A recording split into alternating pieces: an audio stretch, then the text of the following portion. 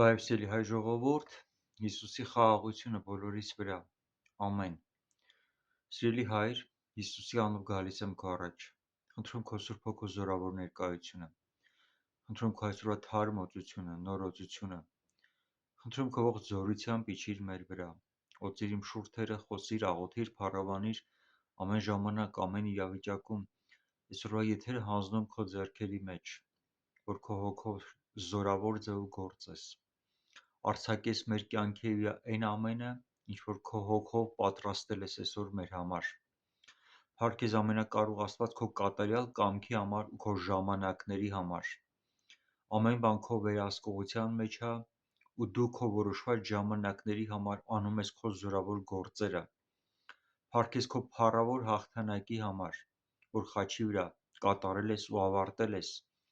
Շնորհակալություն այս ժամանակների համար, որ դու այս պահերի համար, այս օրերի համար պահվածդ ծրագրերը իրականություն ես դարձնում։ Եղիր փառավորված ամեն մեկիս կյանքում ու ողջ Հայաստանի կյանքում։ Մինի Արարատի ասքանազի թագավորությունը ամբողջությամբ քո կամքի մեջ է ու դու բարձրացնում ու հարություն ես տալի որոշված այդ ժամանակին։ Փառք քեզ քո փառավոր հաղթանակի համար, որ բերում ես քո խոստմունքը իրականացնելով քո ժողովրդի կյանքում։ Հավիտյան փառք քեզ։ Ամեն։ Ամեն, սիրելի հայ ժողովուրդ, այսօր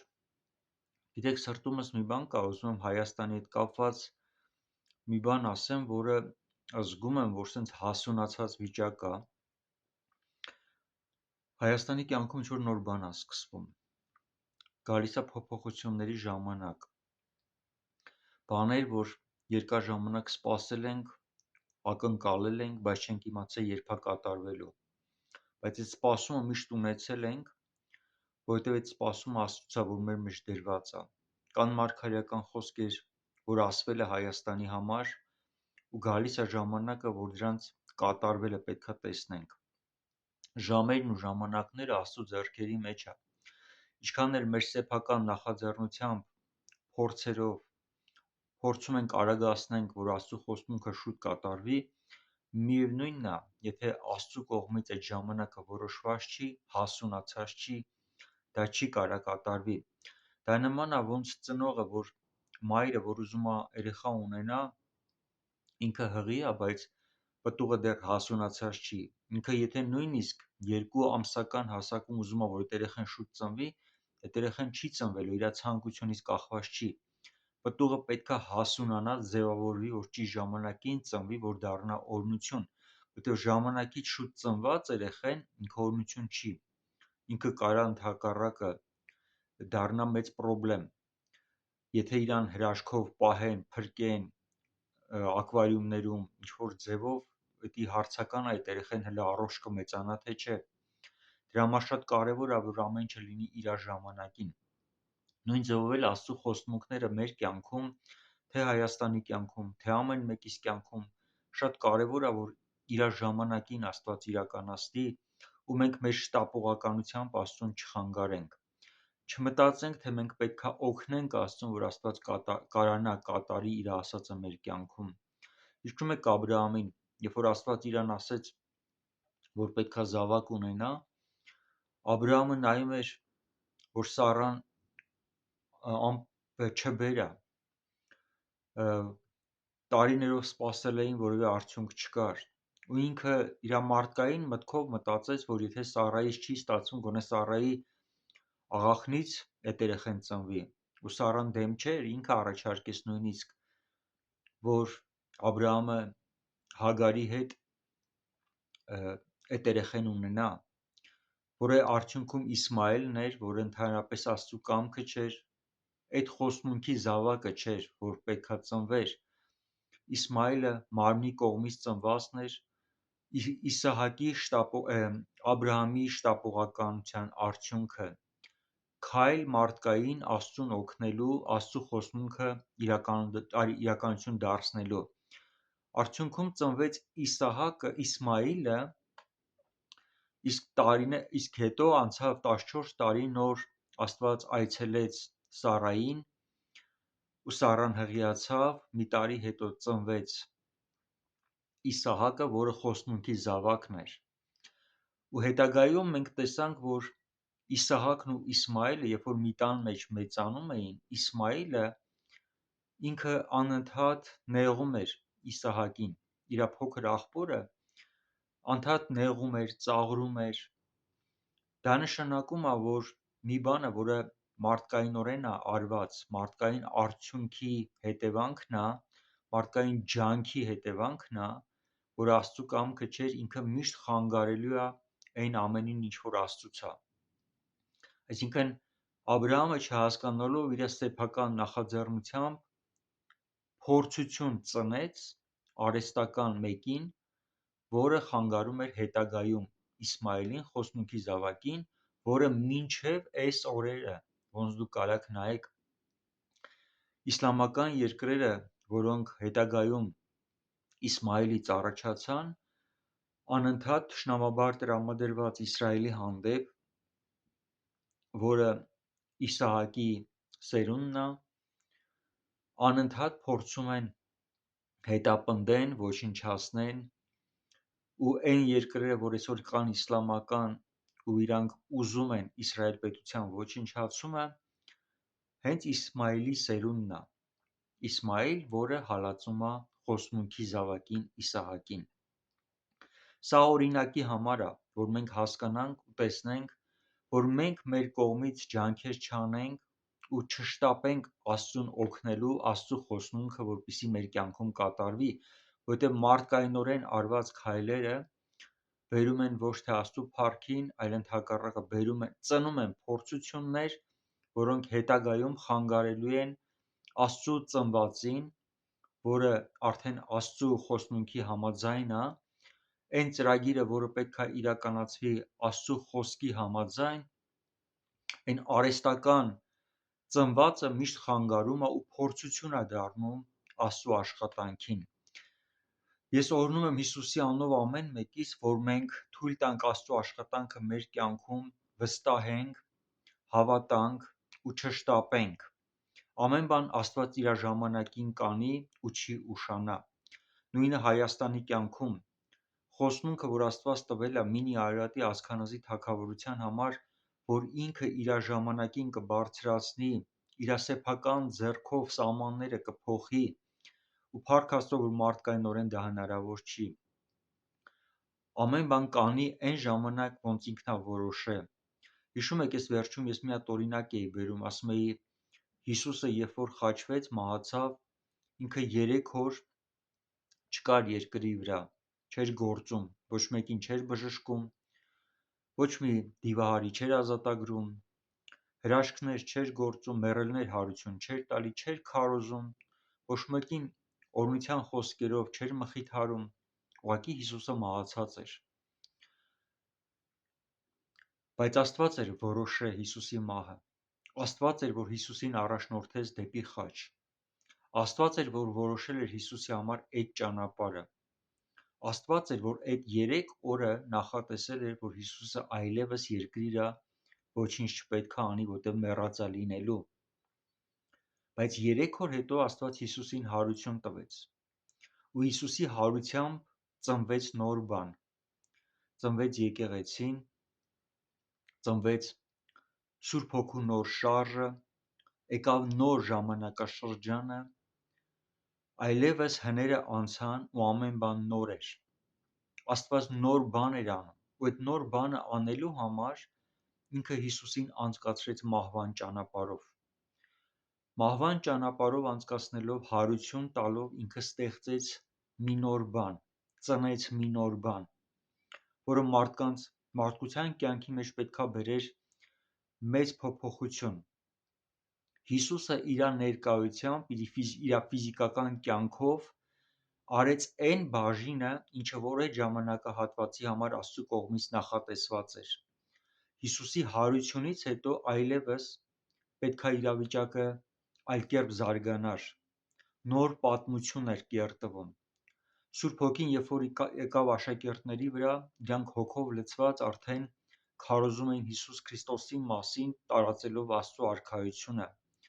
Սա պատմական նոր ժամանակաշրջան էր, որը սկսվեց, բայց դա սկսվեց այն ժամանակ, երբ որ Հիսուսը մահացավ, գնաց դեպի մահ, կանգ չառավ,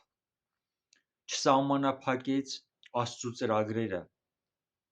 թույլ տվեց, որ իրան խաչեն, վստահելով Աստծուն, որ Աստված հարություն կտա իրան մեռելներից ոնց խոստացել է, ու այդ հարությունից հետո կսկսվի այն զորավոր մեջշարժը աստվածային, որը ամբողջ մարդկության կյանքում պետքա բերի շրջադարձային փոփոխություն, մարդկությանը ազատելով սատանայի ճիրաններից։ Գիտես, մեր կյանքերում Աստված մեզ անցկացնում է տարբեր իրավիճակներով։ Շատ ժամանակ Սուրբ Հոգին մեզ տանում է իրավիճակների մեջ, որը մեր համար հավասարազոր է մահվան։ Մեր մարմինը փախնում է, իրականում մեզ շատ դժվար է, որովհետև մենք հեշտ ճանապարհ չենք անցնում։ Հիսուսի օրինակը մեր աչքի առաջ է։ Ճիշտ է, այնտեղ ֆիզիկական մահով է դա երևում, մեր կյանքում դա ֆիզիկապես չի երևում։ Մենք անցնում ենք հոգևոր այս ամեն ինչը, բայց այդ դժվարությունները վերապրելով մենք էլ հանդիպում ենք իրավիճակների, որ մի կողմում մեր հարազատներն են, իսկ մյուս կողմում իրանց հանդեպ ճիշտ սրտի դիրքն է, որ պետքա մենք ունենանք ու պահենք։ Գիտեք, օրինակ հեշտ է, երբ որ անծանոթ մեկն է հալածողը, դու այդ մարդուն կարող է նույնիսկ հանդիմանես, սաստես, Աստծով վախացնես, ասես, որ Աստծու հետ գործ կունենաս, որպեսզի ինքը հեռու կանգնի քեզանից, վախով, հասկանալով, որ վտանգավոր տեղում է։ Ու այս ընթացքում բավականին դժվար է այդ նույն process-ը, երբ որ այդ նույն բանը անողը քո հարազատն է, որի հանդեպ դու չես կարող անտարբեր լինես, որի համար քո սիրտը ցավում է, ու որին նույն ձև ուզում ես հասկացնես, որ վտանգավոր տեղում ես, որ եթե շարունակես Աստծուն հակառակվել, բայց միաժամանակ հասկանում ես, որ դա շատ լուրջ է, որ կարա իր հետ մի բան կատարվի, ու դու ամեն բան ուզում ես անես արդեն, որ իր հետ ոչ մի վատ բան չկատարվի, բայց միաժամանակ քեզ իմաստնություն է պետք, որպեսզի դու իրան կարողանաս ճիշտ ձևով բացատրես, որ ինքը քեզ չհալածի։ Ու սա հեշտ ճանապարհ չի, սա իրականում մեռնելու ճանապարհ է, որովհետև շատ ժամանակ հենց այդ ձևով թույլ ես տալի, որ իրանց խոսքերը քեզ սպանեն ու խաչեն, ու քեզ մնում է ընդամենը մի բան, որ ոչ թե դու իրանց վախացնես ու իրանց վրա բերես դատաստանը, այլ ընդամենը Աստծուն ասես Աստվածջանների, որովհետև չեն հասկանում ինչ են անում, վստահելով Աստծուն, որ այդ վիճակի մեջից Աստված քեզ հարություն է տալու։ Սա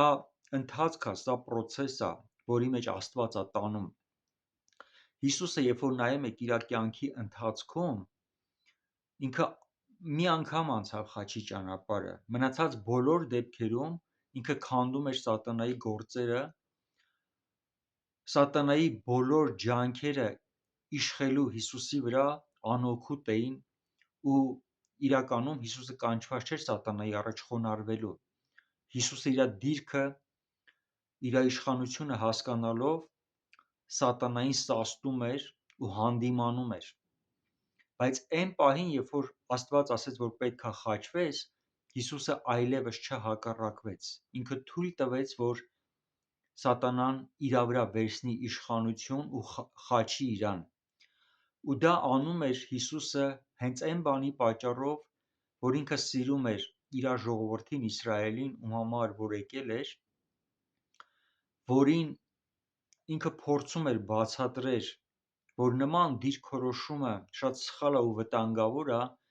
բայց երբ որ տեսնում էր ոչ մի ձևով չեն հասկանում, միակ տարբերակը, որ մնում էր, դա այն էր, որ ասեց Աստվածջանների, որովհետև չեն հասկանում ինչ են անում, հույս ունենալով, վստահելով Աստծուն, որ Աստված հարություն տալով հենց իրեն Հիսուսին, հետագայում իր զորությամբ կփոխի այդ մարդկանց կյանքը, ովքեր որ այսօր խաչում են Հիսուսին։ Մեր կյանքում նույն իրավիճակների մեջ կարիքը կա, որ մենք իրականում ներենք, ինչքան էլ որ դժվար է, ու վստահենք Աստծուն, որ այդ մեր ներման արդյունքում է, որ Աստված իրանց կյանքում կբերի այդ փոփոխությունը, իրանց մտքի հետ կաշխատի ու իրանք այլևս իրանց չեն պահի նման ձևով, ոնց պահում են։ Իրանց աչքին իրանք են ճիշտ, մտածում են, որ դու մոլորված մեկն ես, շեղված մեկն ես, անհասկացված ես, չհասկացված ես դու շատերի կողմից, բայց իրանք չգիտեն, որ դու հենց իրանց համար ես վճարում գինը, որպեսզի իրանց կյանքում անեծքը կանգնի, իրանց կյանքի վրա բերում ես աստվածային զորությունը, աստվածային ներումը ու հնարավորություն ես տալի, որ Աստված քո ներման արդյունքում իրանց կյանքերում ներգործելով բերի գերբնական փոփոխությունը ու վերջնական փրկությունը։ Գիտեք, երբ որ անցնում ես մահի միջով, այդ մահվան ճանապարհով, շատ դժվար է, քո աչքին Աստված չի երևում, դու հնարավոր է Աստծո զորությունն ու օծությունը չես զգում, դու ընդամենը քո մարմինը ուզում է փախնի այդ վիճակի մեջից, դու ինքդ քեզ ուզում ես հարություն տաս։ Երբ որ Հիսուսին գոռում էին, ասում են, եթե դու Աստծո որդին ես, խաչից իջիր, իրականում քո որոշումով դու նման ես Հիսուսին, որ քիչ է մնում հանձնվես ու խաչից իջնես։ Իհարկե, որոշումը մերն է։ Մենք նման իրավիճակում կամ կմնանք մինչև վերջ Աստծուն հավատարիմ, թույլ կտանք, որ մեզ սպանեն, որպեսզի Աստված մեզ հարություն տա, կամ չենք դիմանա ու մարդկայնորեն իրավիճակի մեջ կբերենք մեր փոփոխությունները, մտածելով, որ այս պահի համար սենց է պետք։ Երբ որ մենք մեզանով ենք բերում փոփոխությունը, դա նույն Աբրահամի քայլն է, որի արդյունքում ծնվեց Իսմայիլը։ Երբ որ մենք թույլ ենք տալի, որ Աստված մինչև վերջ աշխատանքը մեր հետ ավարտի, մենք չենք հանձնվում, մնում ենք խաչի վրա մինչև վերջ, թույլ ենք տալի հոգևոր այդ մահը, վստահելով, որ Աստված մեզ հարություն կտա, այդ ժամանակ է, որ ծնվում է Իսահակը, Աստծո խոստմունքը։ Գիտեք, ժամանակ առ ժամանակ մենք անցնում ենք նման իրավիճակների միջով այն խոստմունքների համաձայն, որ Աստված մեզ տվել է։ Ու ես տեսնում եմ, որ Հայաստանի կյանքում գալիս է այդ փոփոխությունը։ Հայաստանը անցել է մահերի միջով։ Ժամանակի ընթացքում Հայաստանը ավելի մեծ սահմաններ է ունեցել։ Իրավիճակները այնձև են դասավորվել, որ Հայաստանը կորցրել է իր տարածքները, բայց երբ որ Աստված է ինքը ասողը, որ Մինին Արարատն ու Ասքանազը վերականգնելու է, նշանակում է Աստված է, որ Հայաստանին հարություն տվողն է իր որոշված ժամանակին։ Եթե Հիսուսի դեպքում դա 3 օր էր, Հայաստանի դեպքում Աստված գիտի քանի օր է որոշել, բայց մի բան կա, որ ուզում եմ ասեմ, տեսեք, ես 10 տարուց ավել խոսում եմ այն ուղերձի մասին, որ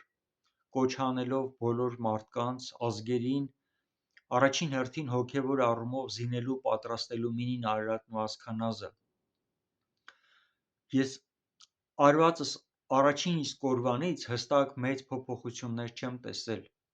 բայց ժամանակի ընթացքում, տարիների ընթացքում ես տեսել եմ առաջխաղացում, քայլ առ քայլ տեսել եմ բաներ է կատարում, որ մինչև այդ չկար։ Ու գիտեք ինչ,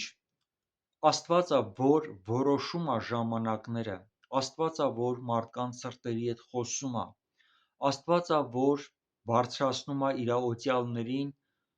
Հայաստանի համար կանգնելու, այս տարածքը զինելու, պատրաստելու հոգևոր առումով։ Ես ամեն ինչը հոգևոր եմ ասում, բայց այս նույն բանը զուգահեռ կարա կատարվի նաև քաղաքական, տնտեսական, ռազմական, սահմանների փոփոխություններով, բոլոր բնագավառները նկատի ունենալով։ Ամեն բան Աստծո վերահսկողության մեջ է։ Ու գիտեք, ես իմ կողմից հատկապես հոգևոր առումով, երբ որ արդեն իսկ 21 թվականից սկսեցի հիմնականում ռուսերենով, ռուսալեզու տարածքում խոսել տեսիլքի մասին, կոչ անել, որ մարդիկ կատարեն Երեմիա 51:27-ը, զինեն ու պատրաստեն Մինին Արարատն ու Ասքանազը հոգևոր առումով, ես այդ ժամանակ նույնիսկ հոգևոր առումով չտեսա շատ մեծ արձագանք, շատ մեծ փոփոխություն, բայց Աստվածը, որ նորից եմ ասում, ժամանակները բերում է ու իր ժամանակի մեջ ամեն բան իրականացնում է։ Այս վերջում դուք տեսաք Ջոելի հայտնվելը, որի հետ Աստված էր անձամբ խոսել։ Սա Աստծո պատասխանն է, Աստծո զորավոր ձեռքով իր որոշված ժամանակին, երբ որ Աստված անձամբ մարդու հետ խոսում է ու մարդու սիրտը գրավում է այն խոսքով, որ տալիս է այդ երկրի համար։ Սա աստվածային գերբնական միջամտություն է։ Երբ որ Աստված մի բան սկսում է անել, ինքը ցույց է տալի, որ այն ինչ որ արդեն հասունացել է, սկսում է ծնվել հոգուց։ Ու իմ համար շատ հետաքրքիր մի ուրախալի լուր էլ ասեմ։ Գիտեք, ես վերջում, եթե հիշում եք, ես մի հատ երազ պատմեցի, այդ երազի մեջ ես պատմում էի, ասում էի, որ մի հայտնի ծառայողի հետ գտնվում էինք Վրաստանում, որտեղ ինքը ծառայում էր ու քարոզում էր հրեշտակների մասին, կար հրեշտակային ուժեղ ներկայություն, ու այդ երազն էի ես պատմում մի քանի օր առաջ։ Ու ես խոսում էի, որ այդ ուժեղ ծառայողի միջոցով, այդ հայտնի ծառայողի միջոցով արձակված էր հրեշտակային զորավոր ներկայություն, որին թեկուզ ես սկզբից չէի հասկանում, բայց հետո ինքս մասնակից դառա, գիտակցելով, որ Աստված էլ այդ ուղղությամբ իմ հետ աշխատել է ու իմ հետ էլ գործանում է այդ առումով, ուղղակի ես մեկ այլ տեսանկյունից եմ այդ հարցը հասկացել ու վերապրել։ Գիտեք, այդ երազը պատմելուց հետո, հենց որ արդեն տեղադրված էր եթերը, արդեն քարոզը լսելի էր, անմիջապես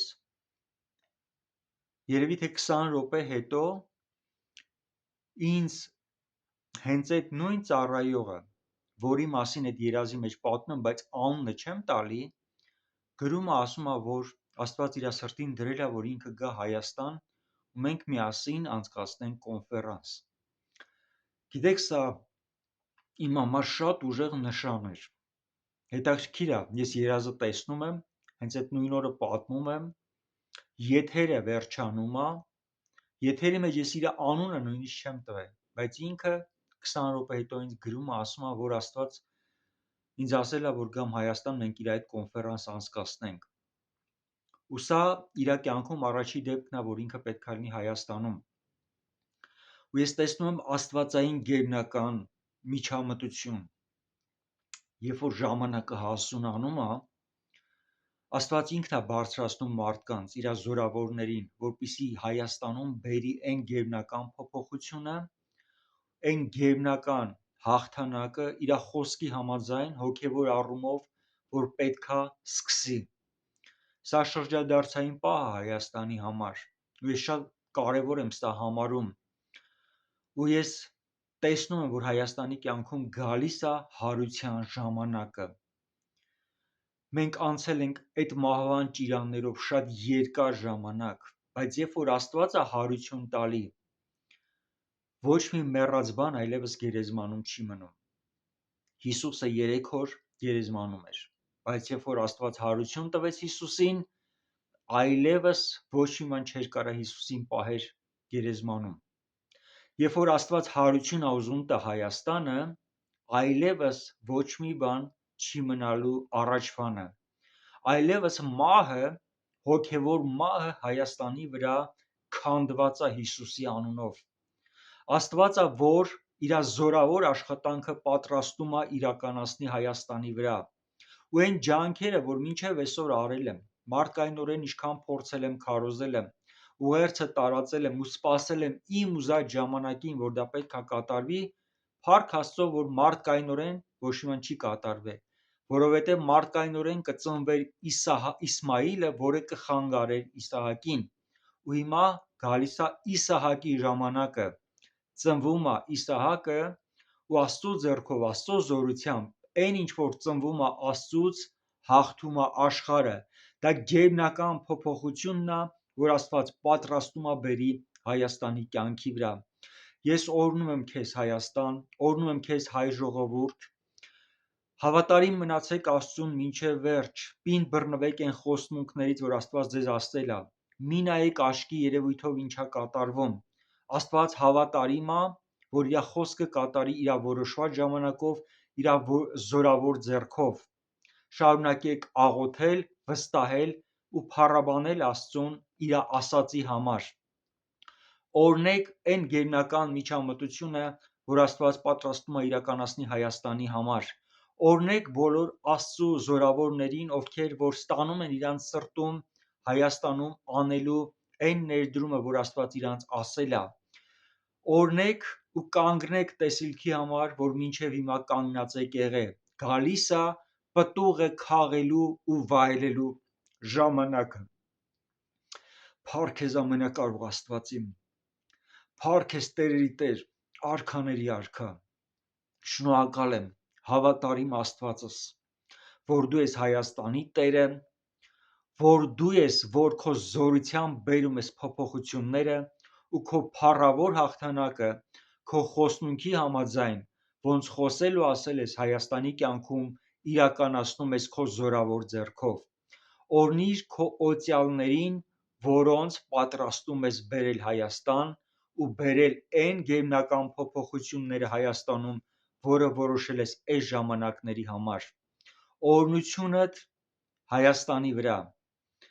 գերբնական փոփոխություններ քո կամքի համաձայն, քո խոսքի համաձայն, քո կամքը, որը բարին է, հաճելին է ու կատարյալն է ողջ Հայաստանի վրա, ողջ հայության վրա, ամբողջ Մինի Արարատի ասքանազի տարածքը ողողված լինի հրեշտակային ներգործությամբ, հրեշտակային միջամտությամբ, Սուրբ Հոգու զորությամբ, որ Աստված իր հրեշտակներին ուղարկելով խառնի ու բերի կործանումը ամեն դիվային ուժերի, որոնք բարձրացած են այս տարածքում, թող փշրվեն բոլոր կուռքերը ու սուտ աստվածները այս տարածքի վրայից, ամեն կախարդ, ամեն բախտնայող, ամեն թուղթ ու գիր անող, ամեն էքստրասենս, ամեն աղբյուր, որ դիվային է, Հիսուսյանով չորանա հավիտյանս հավիտենից ու վերջանա, ամեն բան ինչ որ աստվածային է, հաստատվի Հայաստանի վրա ու Աստծո փառքով ծածկվի Հայաստանը։ Տերը, շնորհակալ եմ քո գերբնական միջամտության համար ու Հայաստանի համար, որ քո որոշումը հաստատուն իրականացնում ես քո որոշված ժամանակին։ Բարձրացրա Հայաստանը որպես ազգերի օրհնություն այն խոսքի ու այն կոչումի համաձայն, որ խոսել ու ասել ես։ Մինի Արարատի ասքանազի թագավորությունը քո հոգով լցված, քո խոսքով ապրող, քեզ ճանաչող, քո սերը իր սրտում կրող, թող դառնա ազգերին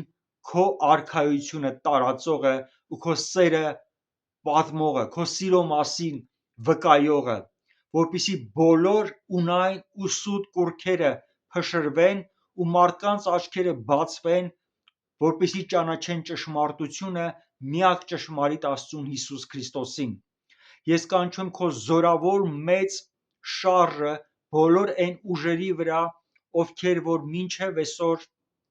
սուտ աստվածների առաջ են խոնարհված եղել։ Ես չեմ ուզում իրանց կործանումը, ես ուզում եմ իրանց ապաշխարությունը, իրանց վերափոխումը, իրանց մտքի նորոգությունը, ինչ որ կատարվեց Սողոսի կյանքում,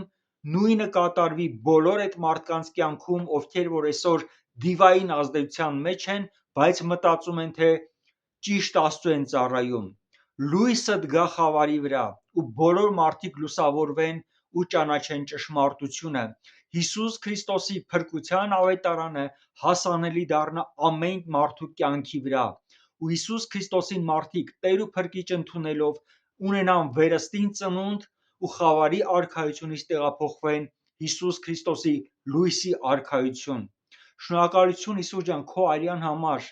քո զոհի համար, որ դու գինը վճարել ես բոլորիս համար, քո արյունը բոլորիս վրա լինի, քո արյունով լվացիր, մաքրիր, սրբիր, արդարացրու, ներիր ամեն մեղքերը, որ այս երկրում գործվել է ու գործվում է ու դեռ կգործվի, քո շնորհքը լինի մեր վրա, քո այցելությունը լինի ամեն մեկիս կյանքի վրա քո գերբնական զորությամբ, ամեն մեկի իրավիճակի մեջ գա քո փառավոր հաղթանակը ու ամեն մեկը տեսնեն քո զորավոր ձեռքը իրանց կյանքում, որ դու ես ու քեզանով է հաղթանակը, որ դու ես ճանապարհը, ճշմարտությունը ու կյանքը ու քեզանից ջոկ Աստված չկա։